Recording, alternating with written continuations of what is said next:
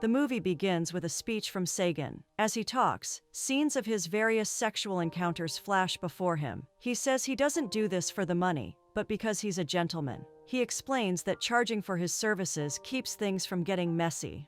Sagan describes the dual nature of humans and how he kisses wounds to heal women emotionally. There are scenes of Sagan having sex with women who are heartbroken after bad breakups. Sagan's charm makes women feel drawn to him, and they can't hide their attraction. One day, Sagan walks into a gym and hears his friend Kadir arguing with a woman. She accuses Kadir of making weird sexual advances toward her.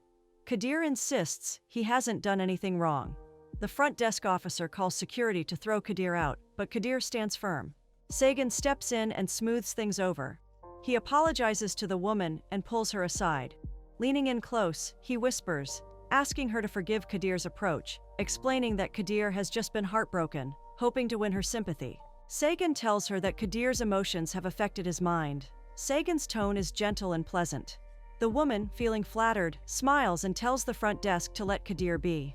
In the locker room, Sagan reminds Kadir of his rule: never make the first move, let the women come to him. Kadir complains that it's hard for him as he's getting older and losing clients. He says he has to put in extra effort to look good, but it isn't working. In a flashback, Sagan remembers a fire that took his family's life, but he shakes off the memory and tells Kadir he's getting him a tuxedo. He doesn't reveal his reasons, but Kadir is excited as Kadir loves to have a good time. On New Year's Day, there's a party with a live band playing. Sagan and Kadir are dressed in sharp suits. Sagan has spotted a client for Kadir, Ms. Emel, who owns a boutique. As she walks by, Sagan tells Kadir to behave and mentions Ms. Emel's favorite sex position to help Kadir prepare. Sagan is focused on helping Kadir hook up with a client that night. He points out another woman, Aylin, who recently went through a painful divorce. Sagan notes that Aylin loves plastic surgery, and she has had a lot of work done. Kadir isn't impressed, making a rude comment about one of her features. Kadir talks loudly and carelessly, and Aylin overhears his remarks. Sagan tells Kadir that his loudness and attitude are the reasons he struggles to find clients. Sagan then gives Kadir a lecture. He says it shouldn't just be about physical attraction. Women need to feel valued and special. Sagan points out that these women feel lonely and are looking for someone to fill that emotional gap. But Kadir focuses only on the sexual aspect, and this frustrates Sagan. Sagan almost leaves until Kadir begs him to stay. Sagan points out one last potential client for Kadir. A woman recently divorced from a wealthy Frenchman who's now very rich. Sagan tells Kadir to approach her politely and talk about sports. Kadir goes on to take the advice and starts a conversation with her. Meanwhile, Mr. Adrif, another guest, is dancing with a woman while his wife, Serap, watches from a distance. He even waves at Serap from across the hall. Serap walks past her husband and makes eye contact with Sagan, then tells him to meet her upstairs. As Sagan heads up the stairs, a young woman named Nahir trips, and Sagan catches her. He offers to help, but she politely declines, saying she can handle herself. Sagan sits by a piano. He tries playing a song, but can't get the notes right. Nahir walks in and hears him. She says the tune is familiar, then takes over the piano, playing it perfectly while singing. Sagan watches her closely as she sings. Sagan is also impressed, and people clap for her. When the fireworks start, Sagan looks up and smiles at the colorful lights in the sky. However, Nahir sees them differently, thinking they are unsafe for birds and cause pollution.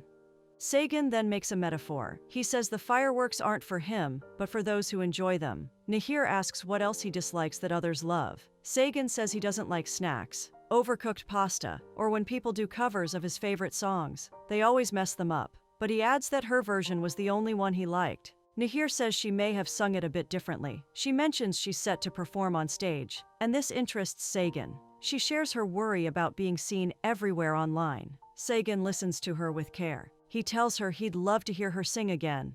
Just then, his phone rings. It's Serap, asking him to meet her. Sagan still wants to see Nahir again, so he suggests they meet at the same spot in 30 minutes. She has a friend coming but agrees to meet Sagan there. Sagan meets Serap in her room. She quickly takes off the top part of her dress, showing just her bra. She's been drinking and is a bit tipsy. She moves toward him, saying things to get him in the mood. Sagan gently pushes her back onto the bed, almost lying beside her.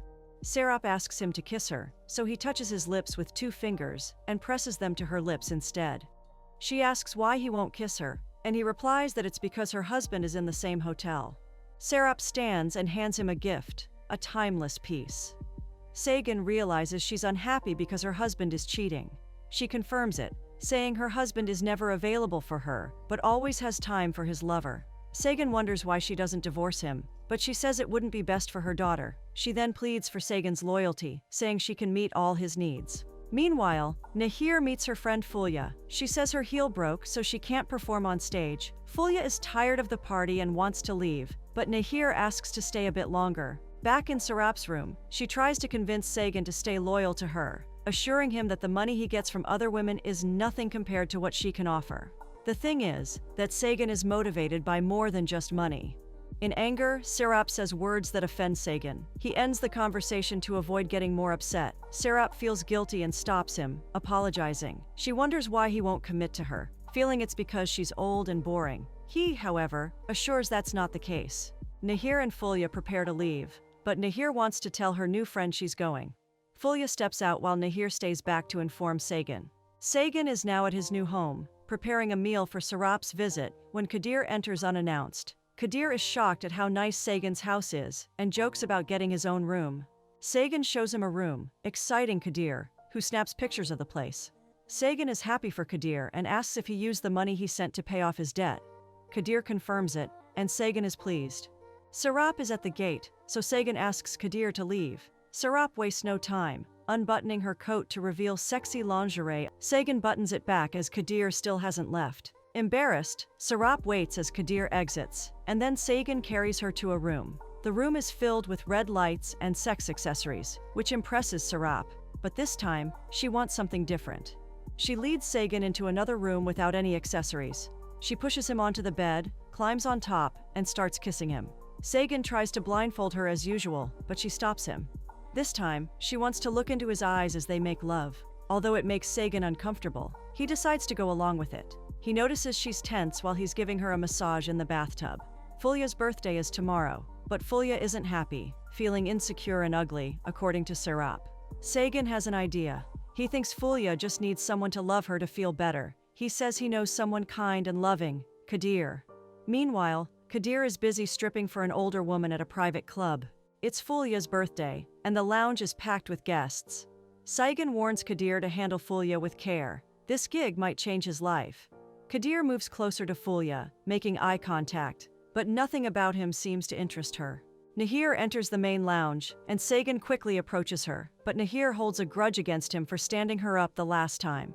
Sagan apologizes. He explains that an urgent matter needed his attention. Nahir pretends to be offended, acting like she won't forgive him. She heads over to Fulya with drinks, and Fulya complains that Kadir has been staring at her breasts. Without wasting time, Kadir approaches Fulya's table to engage her in conversation.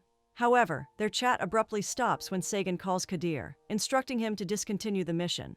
Nahir's friendship with Fulya poses a threat. Kadir walks over to meet Sagan at the bar, where Sagan tries to explain himself. Tipsy, Kadir isn't having it, and spots Nahir on the other side of the bar. Ignoring Sagan's advice, he insists on talking to Fulya and heads off. It's time for Nahir's performance. She takes the stage, and guests applaud her as she begins to deliver a powerful song. Sagan is enjoying the performance until he's interrupted by a call. He doesn't answer, but it's clear his demeanor has changed. He steps out of the lounge. Nahir notices this change and is concerned. After her performance, she finds Sagan alone and with a heavy expression. When Nahir quizzes him about his mood, Sagan claims he's just tired and still waiting for his car. Eager to cheer him up, she encourages him to at least have a taste of the cake she worked hard to make for Fulya. Nahir tries to lighten the mood, joking that one day, Sagan should bake a cake for her. He refuses and wants to avoid any emotional attachment with her because she'll find many reasons to dislike him over time. Overwhelmed with sadness, he leaves Nahir heartbroken with her eyes glistening with tears. Sagan makes his way to a local pub and orders tequila shots one after another. Images of his past come back to him in waves. He remembers a fire, his pleasure in baking when he was young, and the time spent together with Nahir.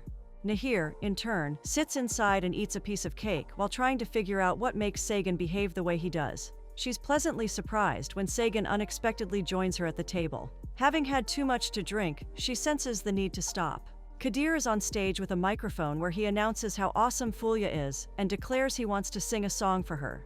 As Nahir prepares to leave, she staggers slightly, and when Sagan reaches out to assist, she gestures for him not to touch her.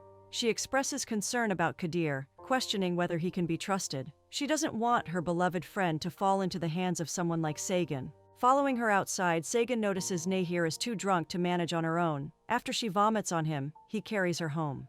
At his house, Sagan cares for Nahir, helping her change clothes and settling her on the couch. Nahir confesses she also has habits she hates, like when he overcooks pasta. She asks him to share a secret about himself, hoping for something she thinks she'd dislike. Sagan hesitates but ultimately says he has nothing to confess, and Nahir doesn't want him to leave, so she offers to let him sleep on the couch with her. He agrees, and they drift off, their bodies intertwined. Sagan dreams that Serap meets him in a similar way to Nahir. He wakes up to find Nahir is gone. Kadir, who has just returned, tells him that Nahir is outside in the rain. Sagan drives to pick her up. Nahir initially refuses his help, but after confirming he isn't married, she reluctantly accepts. They spend the next few hours in a cinema, where Nahir can't hide her emotional side, crying from the beginning to the end of the movie. Afterward, they wander into a record shop, discussing Nahir's singing career. As Sagan's phone rings, it's Kadir. He sees the incoming call but chooses not to answer, instead driving Nahir home. At home, Kadir is stressed as he is dealing with a difficult gig. Kadir's client is in latex lingerie and gagged, with her husband present, and he makes sure that Kadir interacts with her. Reluctantly, Kadir approaches the wife, protesting that she might not be interested, but her husband insists. While Kadir caresses the woman, the husband unbuttons his clothes and starts groping himself. Meanwhile, Sagan arrives home to find Serap waiting in his bedroom.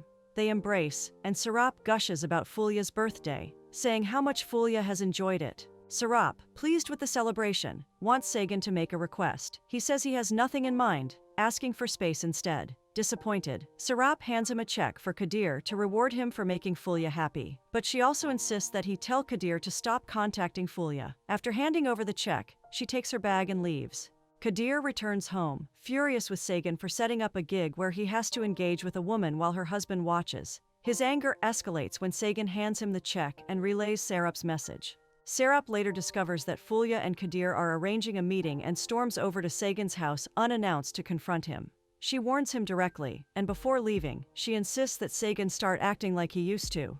She's tired of his games.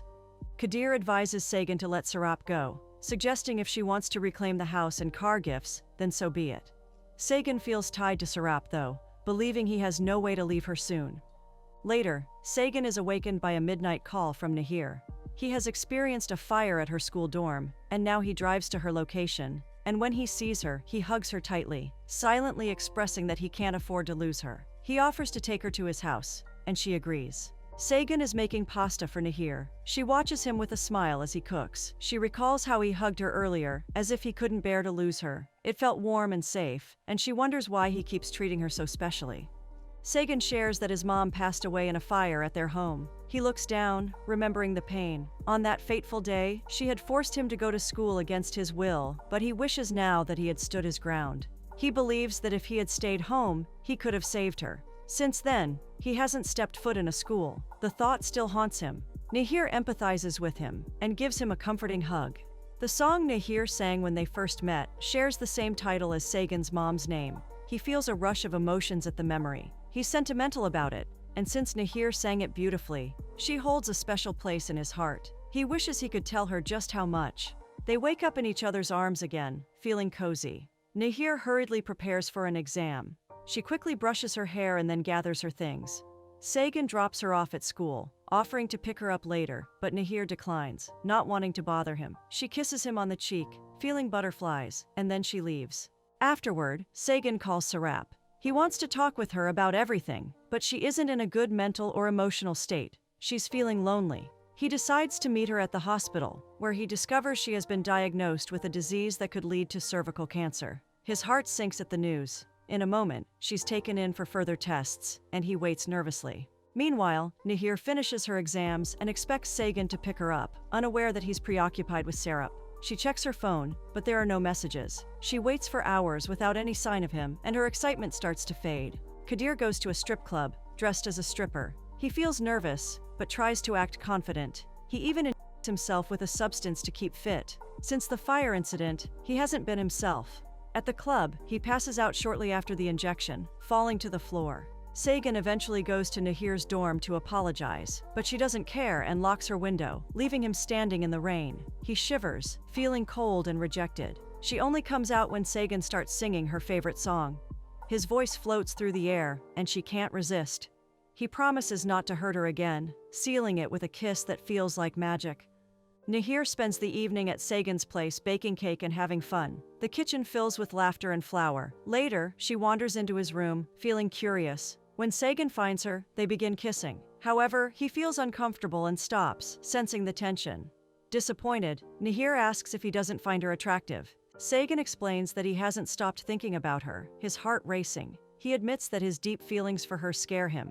Trying to distance himself from his feelings has been futile. When he touches her cheek, they feel a spark, and they start kissing again, this time without holding back. They have sex, leaving his phone to ring unanswered, the world outside forgotten. Sarap, fed up with her husband, pours a drink on his face at their house party. The guests gasp in surprise. Sagan and Nahir are sleeping on the couch, but Kadir sees and ignores them. He feels angry and hurt. He heads straight to his room to pack his things, prepared to leave for a while. Sagan tries to stop him, but Kadir insists on leaving, and it leads to an argument outside. At Sarap's house, Fulya informs her about Nahir's new friend. Unintentionally, she reveals that Nahir's friend is connected to Kadir. Sarap connects the dots and realizes Sagan is seeing Nahir, while also introducing Kadir to her. Filled with anger, she hides her feelings from Nahir, but her hands shake. Back outside, Kadir and Sagan continue their argument while Nahir wakes up to the noise. Sagan tells Kadir to cut down on his pill intake, concern etched on his face. Kadir accuses Sagan of being unfair, insisting he keeps sending him back to his old clients, and that any help from Sagan only comes with reminders. Sagan remarks that Kadir is too focused on his manhood and needs to use his brain more. He explains that his intelligence is why he is successful. Their confrontation escalates until Kadir storms off. Their friendship has hit rock bottom. Sagan drops Nahir off at school the next morning. Both feel nervous and excited. They spot Sarap with Fulya and their hearts start to race. When Nahir suggests introducing Sagan, he hesitates, feeling uneasy but ultimately complies. The four meet and Sarap pretends it's their first encounter. She invites Sagan to her house for a longer conversation. He looks for excuses to leave and quickly departs, feeling anxious. Before classes begin, Nahir quizzes Fulya on her dislike for Sagan. Fulya believes he has a hidden dark side, something very troubling. Nahir finds this perspective reasonable, especially considering Kadir's comments the previous night. She feels conflicted about her feelings. Later, Sarap visits Sagan. He has resolved to let her go, thanking her for their friendship. Sarap questions whether he set Kadir up with her daughter for money. Sagan is more focused on ending things with Sarap well. He confesses that he's already in love with Nahir, his voice trembling, and pleads with Sarap not to tell her about their past because he fears Nahir won't handle it well. This infuriates Sarap, who accuses him of not caring about her feelings at all. Sarap confronts Sagan about having a relationship with someone she sees as a daughter. She warns him to end things with Nahir, or she'll tell her the truth about him. She insists she has little to lose and won't allow Nahir to end up with a gigolo. Just then, Sarap's phone rings with news from the hospital. Her test results are in, and they need her at the hospital as soon as possible. She hesitates, beckoning Sagan to hold her one last time. Their eyes fill with sadness. They lay in bed, fully cuddled, when Nahir unexpectedly arrives. She is shocked to find Sarap in bed with Sagan, her heart racing in confusion. Sarap's attempt to explain is unwelcome. Nahir feels betrayed, so she storms out. Kadir meets his client in her husband's house, choosing his words carefully to avoid angering the man. She assures him that all is well, but he feels the tension. They begin making love, and everything seems fine until the husband unexpectedly shows up. Kadir's heart races with fear as the husband's face twists with rage. A fight breaks out between them, fists flying and insults hurled. Kadir tries to defend himself. The confrontation soon turns bloody, and Kadir is abandoned, gasping for air. He manages to escape, bloodied and shaken. Sagan spent the night regretting his life choices, and now he soaks himself in alcohol, trying to drown his sorrows. He wakes up to find Kadir on his couch, a wave of relief washing over him. He had wanted Kadir to come back. They needed to find a way out of their current lives, which suffocates them with shame. He begins apologizing for the awful things he said during their last fight. Sagan reassures Kadir that he would never hurt him and that he genuinely wants to look after him. Kadir's dog starts barking loudly and Sagan tries to quiet the dog, But then he sees that Kadir isn't moving or breathing. Panic fills him as he spots a bottle of pills nearby. His heart sinks when he realizes Kadir has likely overdosed. The bruises on Kadir's face make it even harder to bear. Sagan falls to the ground beside him and cries for the loss of his friend. Later on, he stands at Kadir's fresh grave, feeling hollow. He's overcome with grief as he goes back to his car. In a fit of anger, uses a shovel to vandalize it. Memories flash through his mind. The time he and Kadir spent together with his mom. Laughter echoing in their home. His mother struggled with obesity, and it was Sagan's responsibility to care for her. The painful memory of the fire incident resurfaces. Weak from emotion and feeling utterly lost, he eventually collapses beside his car and begins to cry. Nahir appears but opts not to interfere with Sagan's grief, quietly leaving without alerting him to her presence. 3 years pass. Sagan now owns a bustling restaurant. One day, he's called upon to handle a customer's complaint. The man is upset because he ordered pasta for his band, but nothing has been done. Sagan explains that the restaurant isn't open yet. Coincidentally, Nahir sits at the piano, and upon hearing Sagan's voice, she walks over, surprised. Sagan feels a warmth in his chest upon seeing her again. Nahir can hardly believe she's meeting him after all this time. He immediately offers to make them pasta, and they reminisce about their plans to create pasta and strawberry cakes together. Nahir mentions she's performing her first show that evening with her band. Before leaving, she hands Sagan a ticket and asks him to attend. It means a lot to her to have his support. Sagan is impressed by how dedicated Nahir has been to her dreams. They say their goodbyes. Nahir starts to walk away, and Sagan reflects on the strength of fate, deciding that he will make time to attend her show. What better way to start a new chapter in their love story than by cheering her on at her first performance?